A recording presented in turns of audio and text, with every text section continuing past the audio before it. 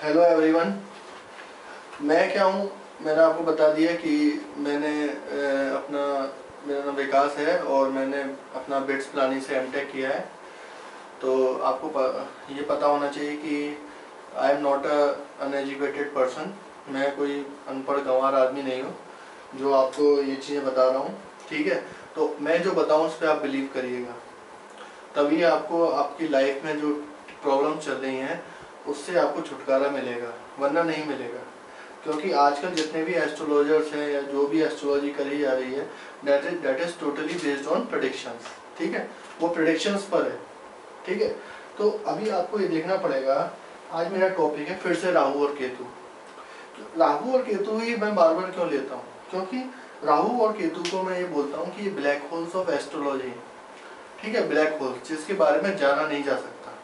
ठीक, क्योंकि ये हमारे पिछले जन्म के कर्मों पर आधारित है। जैसे कर्म है, जैसी आपकी इच्छाएं हैं, उन पर आधारित है। केतु मैं आपको बता चुका हूँ और राहु भी मैं आपको बता चुका हूँ।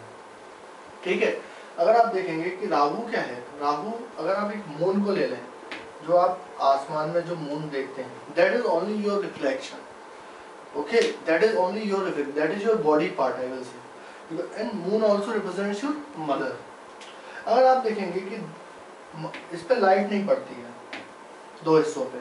जो सन है, सन की लाइट जब आती है तो दो हिस्सों पे लाइट नहीं पड़ती है मून के। ठीक है, पहला हिस्सा हो जाता है राहु, दूसरा हो जाता है केतु। अब आप मैथमेटिक्स में मत जाइए, आप ये समझ लीजिए कि ऐसा होता क्यों है। ठीक है ना, और इससे इफेक्ट क्या होता है। आप क्या करोगे ये सब मैथमेटिक्स में जाके, आपको एस्ट्रोलॉजर थोड़ा ना बनना है। ठीक है ना, आपको क्या करना है भाई, हमें सॉल्यूशन चाहिए, हमें रेमेडी चाहिए और हमारा काम होना चाहिए बस। ये ये आदमी की प्रॉब्लम कैसे, ज्योतिष आदमी की प्रॉब्लम कैसे सॉल्व करे, ये मैं बताना चाहता हूँ बस सिर्फ।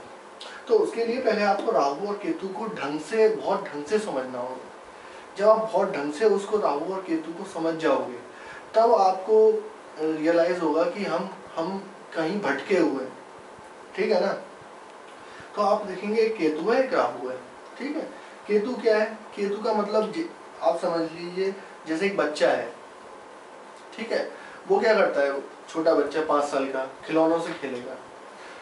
अगर उसी चीज को कोई 5-15 साल का बच्चा देखे कि यार ये तो खिलौनों से खेल रहा है, तो वो क्या बोलेगा, वो ये बोलेगा यार he is like a mad person.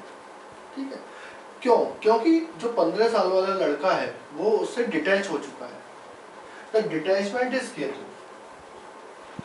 ठीक है, जिसमें आपको इंटरेस्ट नहीं है, वो नॉलेज आपके पास ऑलरेडी है। जब आप जानते हो कि 1+1=2 होता है, तो आपको उसकी सीखने की इच्छा नहीं रहेगी। अब आपकी इच्छा ये रहेगी कि आगे मैं मैथमेटिक्स कैसे सीखूं। तो वो जो इच्छा है वो है राहु। एक डिजायर, डिजायर कैसी भी हो सकती है। डिजायर का मतलब ये नहीं होता है कि you have a materialistic desire. आप समझ रहे हो ना, उसका मतलब ये नहीं है कि, उसका मतलब आप ये कहो कि ये एक मेटेरियलिस्टिक डिजायर है, नहीं, ये जरूरी नहीं मेटेरियलिस्टिक डिजायर हो। वो डिजायर ये भी हो सकती है कि वो ईश्वर को पाना चाहता है।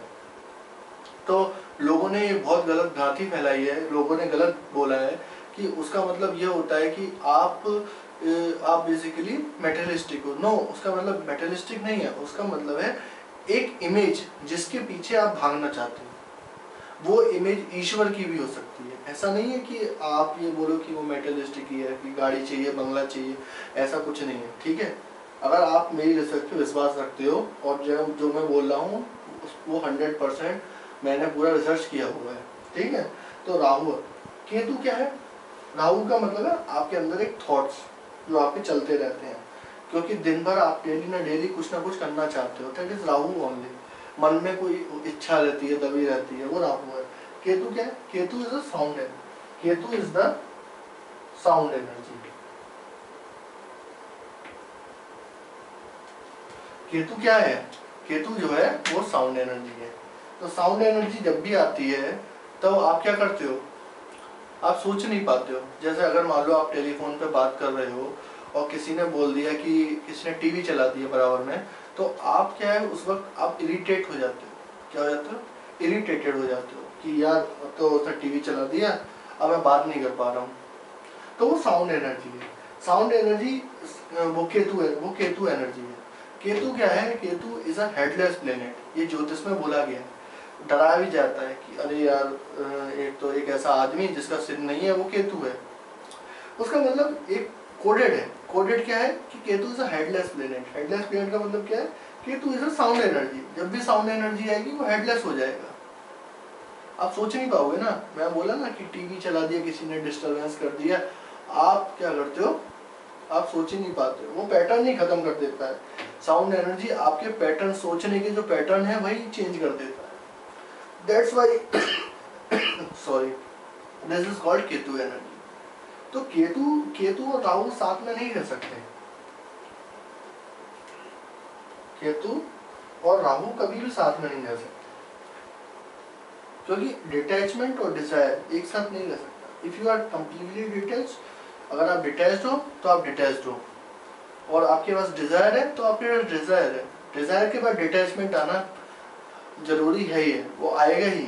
आप किसी चीज की इच्छा करते हो तो आपको डिटैचमेंट आएगा, लेकिन अगली बार एक डिजायर आ जाएगी। आप एक चीज से डिटैच हुए, फिर से दूसरी एक डिजायर, अरे यार ये से तो मैं डिटैच हो चुका हूँ, मैं रहूँ, तो ये साइकिल चलती रहेगी चलती रहेगी चलती रहेगी सर्कल में, ठीक है ना। तो ये राहु और केतु है। मून के दो हिस्से जहां आपकी आत्मा की रोशनी नहीं पड़ी। सन क्या है? आत्मा। मून क्या है? आपका मन, ठीक है। सन क्या है? आत्मा, और मून क्या है? आपका मन। और जहां रोशनी नहीं पड़ी, वन हो गया राहु और वन हो गया केतु। तो राहु आपकी एक पानी की डिजायर है, जो पिछले जन्म में आप पूरा नहीं कर पाए हो, या कोई चीज रह गई है अधूरी जिसको आप पूरा करना चाहते हो। वो एक इल्यूजन है। जैसे हमें कुछ जीवन का ऐसा सच कोई मकसद नहीं है, लेकिन वो एक इल्यूजन है। और केतु क्या है? केतु एक बहुत बड़ी, केतु क्या है? केतु आपका एक डिटैचमेंट है। पिछले जन्म में आपके कोई भी गलत काम नहीं रह गया लाइफ में, समझ रहे हो ना। केतु में पिछले जन्म में आपका कोई भी गलत काम नहीं रह गया, तो दैट इज कॉल्ड डिटैचमेंट, ठीक है। तो जब आपने अच्छे काम किए तो इस जन्म में क्या होगा? वो लोग आपको अच्छे मिलेंगे, वो लोग अच्छे मिलेंगे। इसका मतलब क्या है? ये हमारे अच्छे कर्मा है, ठीक है। केतु और राहु क्या है? राहु अच्छा भी हो सकता है, बुरा भी हो सकता है। ये जरूरी नहीं कि राहु बुरा ही होगा, ये गलत है, गलत सेंस लगाया गया। Rahu can be good as well as bad, ठीक है। वो आपके पिछले जन्म के कर्मों पे आधारित है, ठीक है ना। आपकी कैसी डिजायर है, आपके अंदर वासना है या आपके अंदर भक्ति है, वो तो राहु ही बताएगा। लेकिन राहु को पता लगाना कि राहु कैसा है, ये थोड़ा मुश्किल काम है, ठीक है ना। ये थोड़ा मुश्किल काम है। मैं आपको प्रैक्टिकल एक्सपीरियंस शेयर करूंगा, लेकिन मैं राहु और केतु पे जोर डालना चाहता हूँ। तो मैं ये कहना चाहता हूँ कि बाकी 7 प्लैनेट्स जो हैं आपकी लाइफ में, they are only here to support the energies between the Rahu and the Ketu. ये बात आप याद रखिएगा। वो जो प्लैनेट्स हैं वो आपके एनर्जीज को बैलेंस करना चाहते हैं, राहु और केतु, ठीक है। तो ये टॉपिक हो गया राहु और केतु पर।